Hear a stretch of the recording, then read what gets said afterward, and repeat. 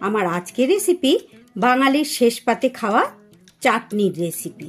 নমস্কার বন্ধুরা, রূপা simple and daily লাইফে আপনাদের সবাইকে অনেক অনেক স্বাগত। শীতকালে প্রচুর টমেটো বাজারে পাওয়া যায়। টমেটোর চাটনি কিন্তু আপনারা কম বেশি সবাই তৈরি করেন। আমি আজ একটু অন্যরকমভাবে তৈরি করেছি, সেটাই আপনাদের সাথে শেয়ার করছি। এই চাটনিটা কিন্তু একদম অনুষ্ঠান বাড়ির মতো, আর বেশ কয়েকদিন আপনারা কিন্তু সংরক্ষণ করে রাখতে পারবেন। এই চাটনিটি আমাদের ভাতের পাতে, শেষ পাতে চাটনির একটু প্রয়োজন হয়। অনেকেই কিন্তু খুব ভালোবাসেন, রাতে রুটির শেষেও অনেকে চাটনি খেতে ভালোবাসেন। পাঁপড় ভাজা সহকারে যদি এই চাটনিটি থাকে একদম জমে যাবে, পুরো খাওয়াটা একদম সুন্দরভাবে জমে যাবে। বন্ধুরা, নতুন বন্ধুদের বলছি, প্লিজ বন্ধুরা আমার চ্যানেলটা সাবস্ক্রাইব করে আমার পাশে থাকবেন, আর পুরনো বন্ধুদের আমার অনেক ভালোবাসা। তাহলে আসুন বন্ধুরা, দেখতে থাকুন আমার আজকের চাটনির রেসিপির জন্য আমি প্রথমে কড়াই বসিয়ে দিয়েছি গ্যাসে। দিয়ে দিচ্ছি একটা ছোট শুকনো লঙ্কা। আপনারা চাইলে কিন্তু এই লঙ্কাটা নাও দিতে পারেন। লঙ্কাটা একটু খুন্তি দিয়ে আমি কেটে কেটে দিচ্ছি একটু ভালো করে, তাহলে ফ্রাই হয়ে যাবে। শুকনো খোলায় এটা একটু হালকা করে নেড়ে নিচ্ছি। এটা এইভাবে না করে আপনারা কিন্তু চাইলে ফোড়নও দিয়ে দিতে পারেন। আমি ফোড়ন না দিয়ে, যেহেতু অনুষ্ঠান বাড়ির মতো করছি, বাড়িতে ঘরোয়াভাবে করলে কিন্তু আমি এটা ফোড়নেই দিয়ে দিই। ফোড়নে না দিয়ে আমি একটু শুকনো খোলায় হাফ চা চামচের মতো 5 ফোড়ন দিয়ে দিলাম। দিয়ে এটা একটুখানি জাস্ট কড়াতে নেড়ে নেব। এবার এটাকে ঠান্ডা করে গুঁড়ো করে নেব। এবার আমি কড়াইতে দিয়ে দিয়েছি রাইস ব্র্যান অয়েল, খুবই সামান্যভাবে দিয়েছি। আর এর ওপরে দিয়ে দিচ্ছি এই যে মশলাটাকে নেড়ে নিলাম, সেটাই গুঁড়ো করে দিয়ে দিচ্ছি। হামাল দিস্তাতে গুঁড়ো করেছি আমি। গোটা ফোড়ন দিলে কি হয়, ওইটা ফোড়নটা পরে মুখে পড়ে, আর এইভাবে দিলে কিন্তু গন্ধটাও দারুণ হয় আর মুখে পড়ে না।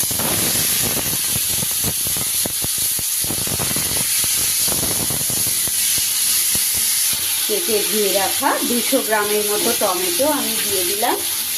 এর উপরে দিয়ে দেবো এবার পরিমাণ মতো নুন। টমেটোর ওপরে নুন দিলে তো আপনারা জানেন টমেটোটা তাড়াতাড়ি গলতে শুরু করে। আর দিয়ে দিচ্ছি একটু হলুদ।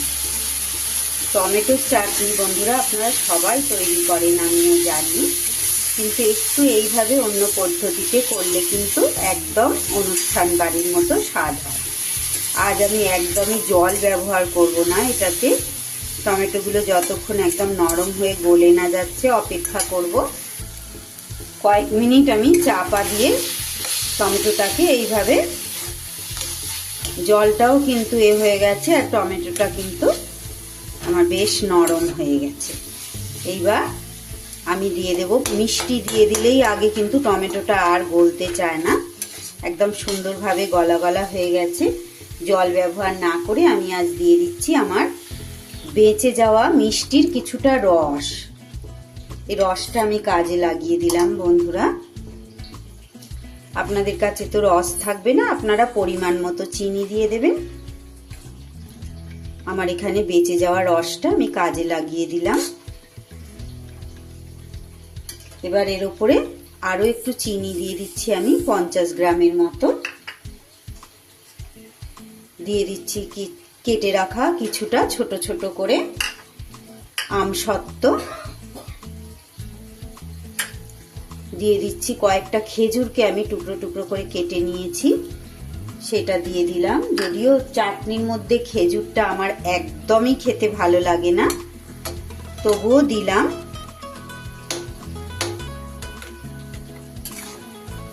দেখতে সুন্দর হবে আর দিলে একটা আলাদা রকম টেস্ট হয়, কিন্তু খেজুরের টুকরোগুলো বন্ধুরা আমার খেতে ভালো লাগে না। সেটাই বললাম, অবশ্যই আপনারা দেবেন, তবেই কিন্তু এটা অনুষ্ঠান বাড়ির মতো হবে। আর দিয়ে দিচ্ছি বেশ কয়েকটা কাজু আর কিশমিশ, ওটাও অ্যাড করে দিলাম।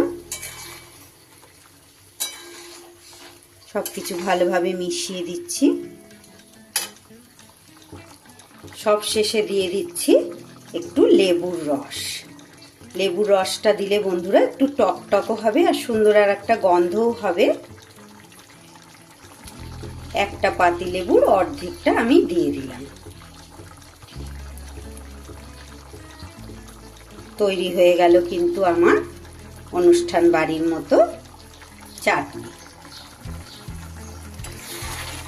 আমার চাটনির রেসিপি কেমন লাগলো বন্ধুরা অবশ্যই আপনারা একটা কমেন্ট করে জানাবেন, আর এইভাবে আপনারা বাড়িতে তৈরি করবেন। এই চাটনিটা কিন্তু অনেক দিন সংরক্ষণ করে রাখা যায়, এইভাবে তৈরি করে নিয়ে আপনারা অনেক দিন খেতে পারবেন। শীতকালে তো প্রচুর টমেটো পাওয়া যাবে। তাহলে আজ আসি বন্ধুরা, আবার ফিরে আসছি আগামী দিন অন্য কোনো রেসিপি বা ব্লগের সাথে। ততক্ষণ আপনারা সবাই খুব ভালো থাকবেন, সুস্থ থাকবেন।